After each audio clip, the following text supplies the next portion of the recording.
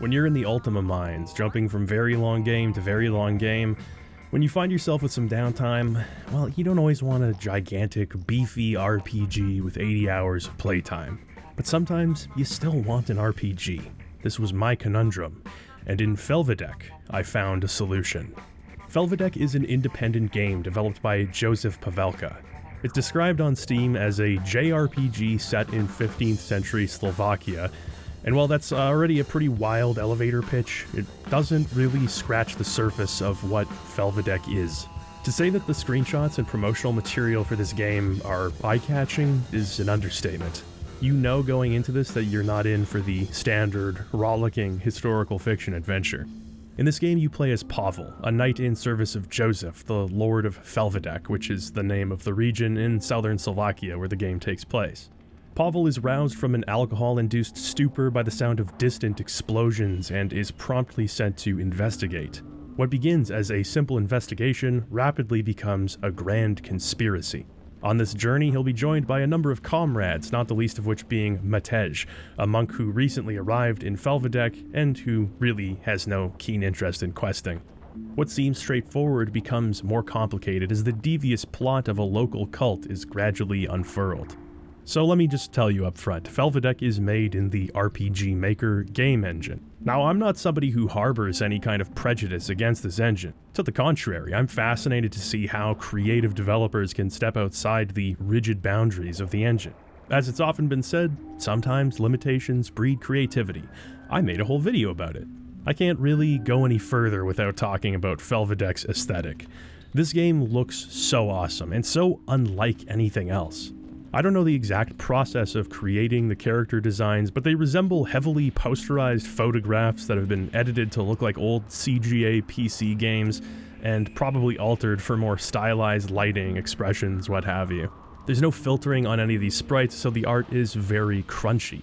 The visuals often invoke a sense of medieval drudgery, if you will, but there's so much fun and chaos going on in the designs and animations that the game is far from boring to look at. There's an almost monochromatic palette here, but the few colors used change depending on the map you're on. Sometimes they'll also change depending on where you are in the story. This really helps set each map apart, and it really works because there's only a few locations to visit in Felvidek. Each one kind of has its own fingerprint in your brain. It also allows for secret pathways and unique items to stand out amongst the game's visually busy scenes, which is a nice utility. Rather than being constrained to a grid with square tiles, the game is entirely isometric, as you can see here with your eyeballs. Your movement isn't snapped to a grid, and the obstacles in the environment all have fairly good collision detection, which may not sound like much to an average person, but if you've spent any time messing around with RPG Maker, this is all sorcery. These isometric maps look so good, and I'm very curious to see how they were done. I'm assuming they're pre-rendered in some 3D software and then edited in the same way as the character portraits. The thing is, the game doesn't use tiles, and any repeated use of assets between maps is subtle enough that I didn't notice. That means that every map is just handmade from the bottom up. There's small details you probably won't even notice, the lighting makes sense, characters that show up for like 2 minutes have omnidirectional walking sprites, and jumping sprites sometimes. The amount and quality of work here is just really impressive. There are some 3D cutscenes as well, and they're pretty guerrilla in their execution and implementation, being that RPG Maker is pretty low resolution that can't be changed. But there's a surprising amount of style in these as well.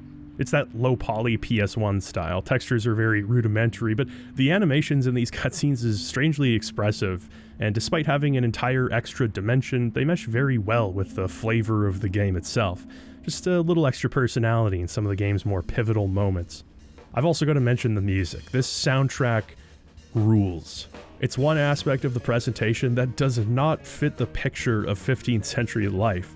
In fact, it's completely anachronistic. But it's so good, and somehow it just fits. Really heavily guitar-driven, lots of raw energy, some sort of spacey synths to create mood. It's catchy, and sometimes weirdly psychedelic, like Sid Barrett wrote a JRPG soundtrack. It may not match the setting, but somehow it matches the game. The sound design in general doesn't quite match the standards set by the music. Lots of default RPG Maker sound effects, which just kinda comes across as cheap. The game is chock full of original assets and programming that extends the engine beyond what it was meant to be, which is awesome, but then you'll just hear these like out of place canned door opening or enemy skill sounds. I will say that your footsteps make different sounds depending on the surface you're walking on, which is an unexpected level of commitment, and I appreciate it. I think the game would have benefited from some original sounds that match the rest of its excellent presentation. Now, describing the gameplay here is a bit of a different beast. It's described as a JRPG on the Steam page, and okay, sort of, but also no, not really. The game is an RPG, but it's mostly very non-traditional in that regard. There's no standard level-up system, with progression being tied exclusively to equipment and rare items that boost individual stats. There's no random battles, and in fact, relatively speaking, there aren't that many battles in Felvidek, period. Not to say that it doesn't have its fair share of combat, but encounters are not just thrown around as a way to extend runtime. Each encounter is clearly designed to make you focus on different strategies, and for the most part, it succeeds there. The battle system is really quite straightforward. It's the default front-view, turn-based system you've probably seen in more than a few RPG Maker games. But individual aspects of the system are very carefully tweaked to create a far more engaging experience. It's a quality over quantity for sure. Enemy encounters are usually pretty fast and brutal. It's easy to screw yourself over by just spamming your skills, called feints here. Feints are far and few between. You don't have many of them, but every single one serves a critical purpose against a different enemy type. Using a feint requires the use of tools, which for all intents and purposes are MP. Tools, however, are very limited in supply and not all that easy to replenish. For most of the game, you'll only be able to use maybe 2 to 4 different feints throughout a single battle because of this. With few exceptions, tools can only be restocked outside of battles, not during them. This might seem like an insignificant detail, but it actually strongly affects the combat, in a positive way, I'd say. You need to very carefully decide which feints to use and when, since you only get one shot with the tools you have available. Certain enemy designs often tip you off in regard to what you should expect. For example, enemies holding daggers or pointed weapons will almost always have attacks that cause bleed damage, so you can plan accordingly.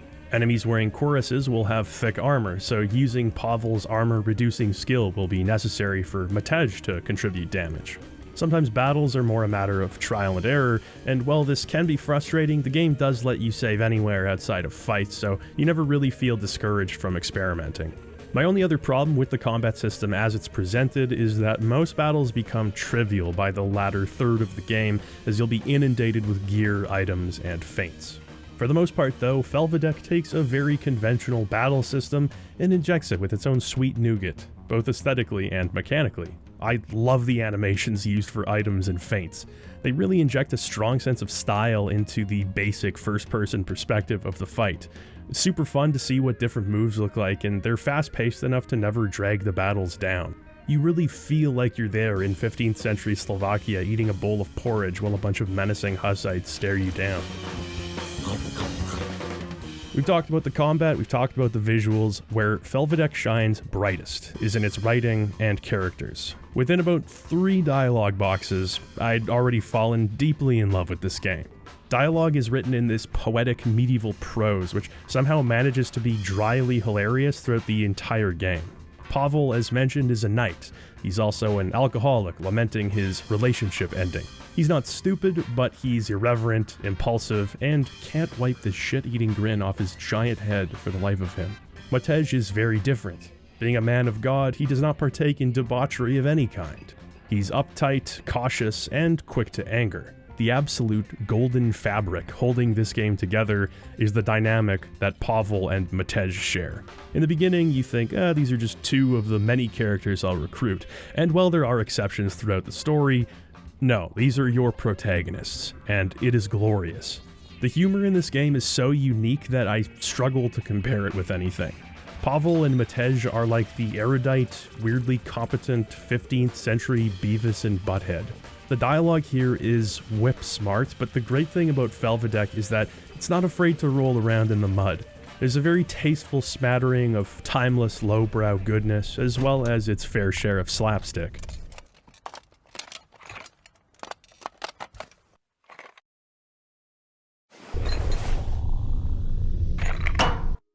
For example, there's a quest where you have to bring a very, very sexy fresco painting to a member of the cult while undercover. All of the cult members are taken aback by it, and the supervisor says, "Calm thyself, I shall deal with it first in yonder bush." It's just like this offhand line amidst a bunch of dialogue. I don't know if it has its own category, but my favorite delivery of humor is that blink and you'll miss it style of densely layered jokes. I'm thinking Garth Marenghi's Dark Place or Arrested Development. If you enjoy comedy like that, and you have a cursory appreciation for medieval culture, you're gonna get a kick out of this game's humor. It's aware that it's a video game, but for the most part, everything is played incredibly straight here. It doesn't feel snarky or sarcastic or obnoxious like a lot of more modern comedy-centric games. In fact, the game rarely breaks the fourth wall, and when it does happen, it feels totally well-earned. It's funny because it's unexpected, which is exactly how a fourth wall breaking joke should be delivered. Now, the plot itself, it's not uninteresting, but for the most part, I largely saw it as a vehicle to put our main characters in a bunch of different funny situations. There's a part where two men are cavorting in the mill tower, and neither Pavel nor Matej know what to make of it. There's a part where they have to be disguised as one another, which means Matej needs to get wasted at the pub while Pavel has to act as the priest. So the concepts alone are funny, and it's like the perfect, almost episodic structure for this style of game. The writing is stronger for its sincerity rather than in spite of it. Amidst the absurdity, buffoonery, and chicanery, there are moments of genuine characterization that'll have you feeling for our characters. As far as balancing those serious moments with the overall ridiculous tone that the game is going for, Felvidek threads that needle effortlessly. I can't remember the last time a video game had me laughing so hard that tears were coming out of my eyes, while I also simultaneously gave a shit about the characters. Usually those two things are mutually exclusive. I think what most closely aligns with the structure of Felvidek would be a point-and-click adventure game. It's an RPG, sure, you do buy gear and fight enemies, but the combat almost feels incidental in the grand scheme of things. Really, you're here to visit different locations, talk to people, solve mysteries, that kind of thing. For the most part, the game is quite easy, almost plays like a narrative adventure game a la Telltale's Homestar Runner or something like that. Didn't think I'd mention that game so early in this channel's existence. As long as you're paying attention to dialogue, which will perhaps be easier or harder to do depending on your tolerance for Old English, your next stop and what you have to do is usually telegraphed very clearly. The puzzles are very straightforward and intuitive and don't really pose much of a challenge to the player. There were times where I felt like I was just visiting every location on the world map, trying to advance for lack of information, but the game's map is small, so it's not really a big deal. You'll also find different side quests that can be done if you keep your eyes peeled. You'll come across some irregularities, maybe a bit of errant dialogue that catches your eye, and you're usually rewarded for following your impulses here. For instance, there's a wishing well in town. Throwing a coin does nothing, but you can just keep throwing coins, and I mean, well, something's gonna happen eventually. And without spoiling anything in case you plan on playing this game, something does happen eventually. You have to deal with a situation in a very funny way. It's all unnecessary, but it's fun, and usually these little side activities lead to some kind of in-game reward as well. Overall, the game reminds me quite a bit of Kingdom Come Deliverance. And I'm not just saying that because Joseph Pavelka just landed a job with Warhorse Studios. Congratulations, by the way. It's also not just because of the setting, although that's certainly part of it, but mainly because of the way the plot is presented to the player. You're not on some grand all-encompassing quest to save Slovakia. Your goals for much of the game are actually fairly modest.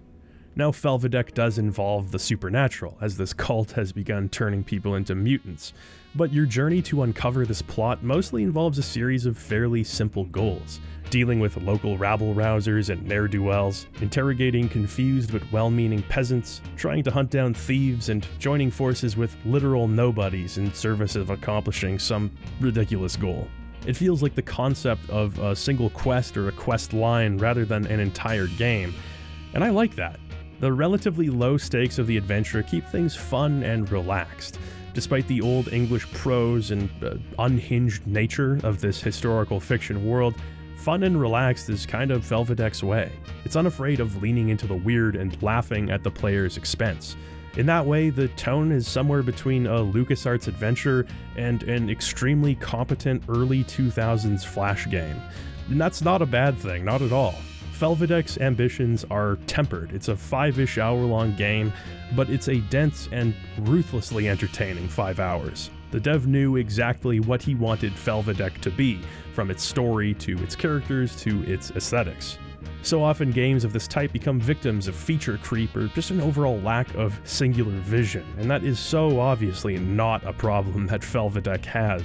I find myself wishing that more games would temper their ambitions in favor of telling a self-contained story where the characters and their rapport are the stars of the show.